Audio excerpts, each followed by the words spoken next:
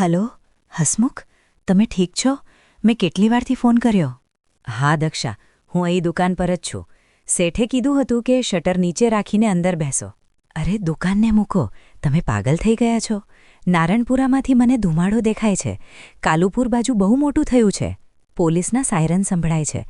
શેઠ કહે છે કે બધું શાંત થઈ જશે થોડીવારમાં. નહીં થાય. ટીવી પર કહે છે કે બધે કરફ્યુ લાગી ગયો છે. કાલ ગોધરામાં જે થયું એ પછી લોકો બહુ ગુસ્સે છે. મને ખબર છે. રિક્ષાવાળાઓ ના પડ્યા છે.